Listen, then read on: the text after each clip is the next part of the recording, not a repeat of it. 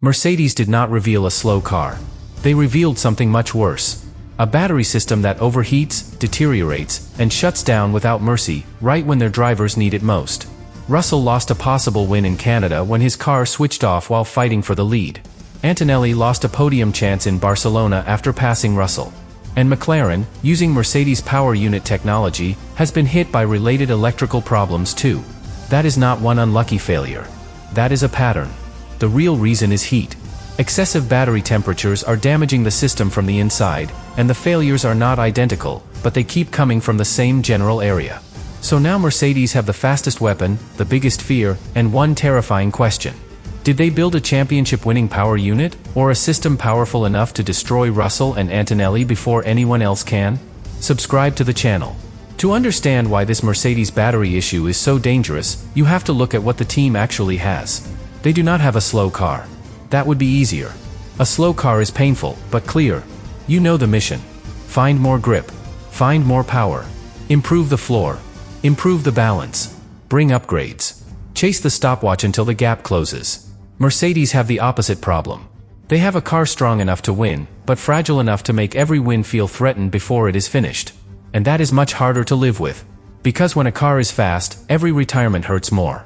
You are not losing scraps. You are losing victories. You are losing podiums. You are losing championship swings. You are losing the kind of points that decide whether a season becomes domination or regret.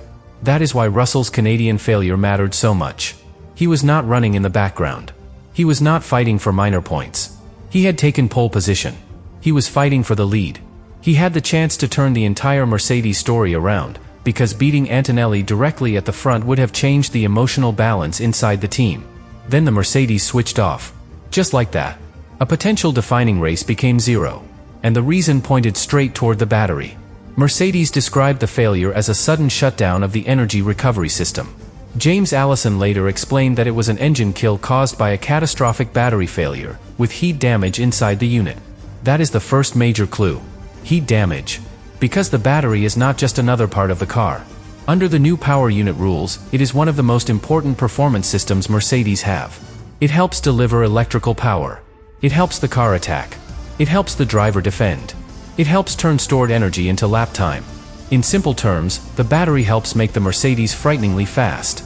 But if that same battery overheats, the advantage becomes unstable. And an unstable advantage is one of the most dangerous things in Formula One. Because the car can feel perfect until it does not. The lap times can look strong until the system reaches its limit. The driver can be fighting for the lead while, deep inside the car, heat is damaging the one component that keeps the whole performance package alive. That is what makes this crisis so unsettling. The warning may not be obvious to the driver. Russell did not lose the race because he made a mistake. He did not lock up, spin, or misjudge a fight. The car simply took the opportunity away. And once the car does that, there is nothing a driver can do. No amount of talent can restart a dead system. No racecraft can recover a car that has shut down. No strategy call can replace the points already gone. That is why Mercedes are not just repairing hardware. They are repairing trust. Russell has to trust that the car will finish the next fight. Antonelli has to trust that his championship lead will not disappear because of a sudden electrical failure. The engineers have to trust that the data is telling them enough before the next race. The strategists have to trust that they can push when the race demands it. And right now, that trust has been damaged. Because Canada was not the end of the story. Barcelona made everything worse. Antonelli had just overtaken Russell and was running second behind Lewis Hamilton. That was another important moment, because Antonelli was once again showing why he had become such a powerful force inside Mercedes. He attacked. He moved ahead. He looked set to take another strong result. Then his car shut down too. This time, the failure hit the championship leader. And that changed the meaning of the problem. If only Russell had suffered, people might have looked for an isolated explanation. One car. One module. One unlucky event. But when Antonelli's car suffered a similar kind of shutdown, Mercedes had to face something bigger. The battery issue was not sitting on one side of the garage. It was inside the wider system. And when a problem moves across both cars, it becomes a team crisis. That is why Toto Wolff's words sounded so serious. He said that to finish first you have to finish. That is one of the oldest truths in racing, but when a team principal says it about the fastest car on the grid, it lands differently. Because Mercedes are not trying to survive the midfield. They are trying to win a championship. And championships are not won by cars that disappear every time the pressure rises. Wolff also said the team cannot compete for a championship if every second race, a car loses points. That sentence is brutal because it removes all excuses. It does not matter how fast the car is. It does not matter how good the drivers are. It does not matter how strong the package looks on Saturday. If the car cannot finish, the title becomes vulnerable. And this is where the real reason starts to become clear. Mercedes are dealing with a battery thermal management problem. Thermal management means controlling heat. Not just cooling something in a general way, but keeping it inside a safe and effective window while it is under extreme load.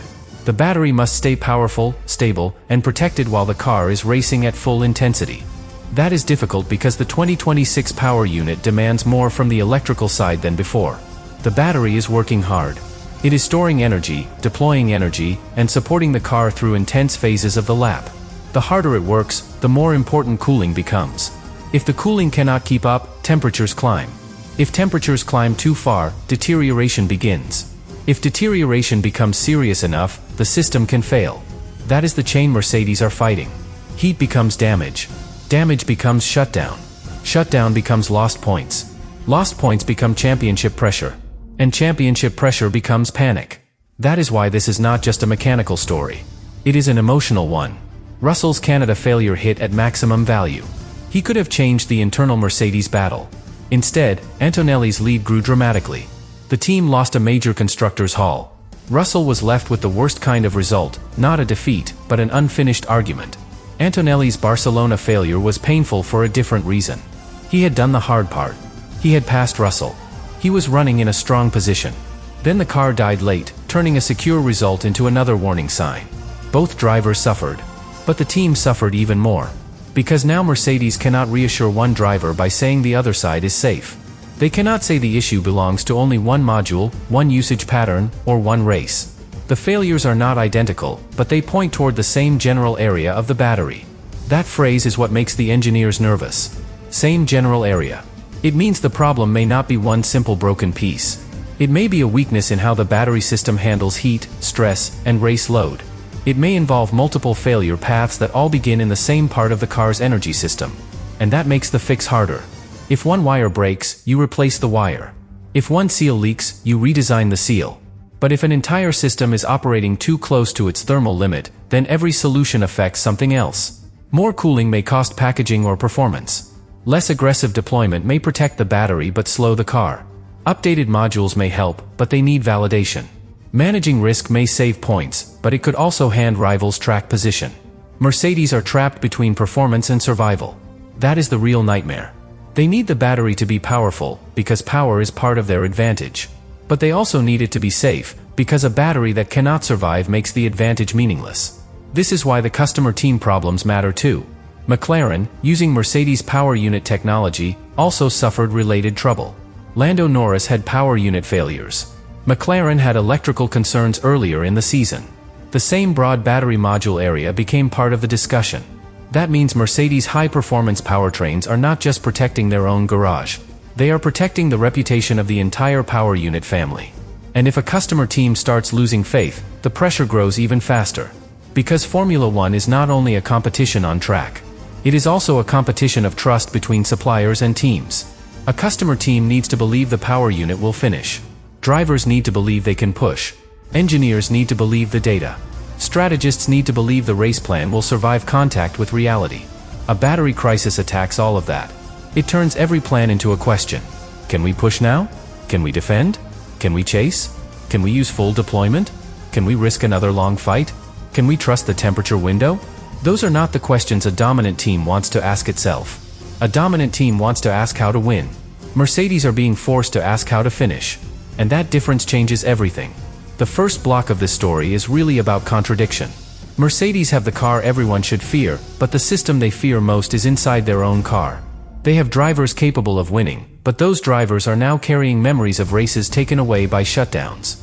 They have the data to investigate, but not always immediate access to the failed hardware, because damaged battery modules require special transport and can take a long time to return for deep analysis. So the team is working under pressure, with incomplete physical evidence, while the championship keeps moving. That is a terrible position. Because the season will not wait for Mercedes to find a perfect answer. Russell needs clean races now. Antonelli needs reliability now. McLaren need confidence now. Ferrari need only one more Mercedes failure to believe the title fight is opening.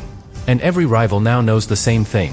The fastest Mercedes can still be beaten if the battery reaches its breaking point. That is why the real reason matters so much. This is not random. This is heat, stress, and a battery system operating at the edge of what the new era demands. It is a performance weapon that can become a liability if the thermal control is not perfect. And until Mercedes prove the fix works under race conditions, every race begins with the same hidden fear. The car may be fast enough to win, but the battery may be fragile enough to take it all away. And now the real danger becomes wider than Russell and Antonelli. Because once the same weakness appears across multiple Mercedes-powered cars, the story stops being about bad luck. It becomes a power unit crisis. That is why McLaren matters so much here. Their problems are not just background noise. They are evidence that the issue may not be trapped inside the Mercedes works garage. Lando Norris suffered power unit-related failures. McLaren also saw electrical concerns earlier in the season. And the same broad component area, including the battery module, became part of the discussion. That changes everything. Because if Russell's failure was isolated, Mercedes could treat it like a one-off. If Antonelli's failure was isolated, they could search that one car for clues. But when the works team and a customer team both experience related problems, the fear becomes much larger. How deep does this go? How many modules are at risk? How many race weekends are Mercedes-powered teams entering with an invisible weakness already inside the car? That is the question nobody wants to answer too late. Because Formula One teams can manage known risk. They can build strategy around a weakness if they understand it. They can turn the engine down, protect the system, choose safer settings, and warn the driver before the problem becomes terminal. But unknown risk is different. Unknown risk makes every decision dangerous. If the driver attacks, is he pushing the battery too hard? If the team asks for more deployment, are they creating heat they cannot control? If they defend for several laps, does the system move closer to the edge? If they manage too much, do they hand the race to Ferrari, Red Bull, or another rival waiting behind? This is where the battery issue becomes strategic. It is no longer only about engineering. It affects how Mercedes race. A team that trusts its car can be aggressive. It can attack undercut windows. It can defend track position. It can let the drivers fight. It can tell them to use full performance when the moment demands it. A team that does not fully trust its car starts calculating. And calculation can cost championships. Because every small hesitation matters. A driver waits one lap too long to attack. A strategist protects a system instead of chasing clean air. An engineer warns about temperatures while the rival car closes in. The driver begins thinking not only about the next corner, but about whether the machine will survive the next 10 laps. That is not how a dominant team wants to race. But it is exactly the situation Mercedes are approaching if the battery problem is not solved. The most alarming part is that the failures are not identical. At first, that might sound like good news. If they are different, maybe they are unrelated. Maybe the team has just been unlucky. Maybe each case has its own explanation. But Mercedes' own view makes that harder to believe, because the failures still originate from the same general area of the battery. That is the key. Different failures, same neighborhood.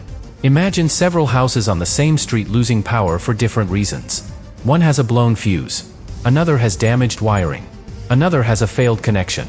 You could treat each house separately, or you could ask the more frightening question. Is something wrong with the whole street? That is what Mercedes have to determine.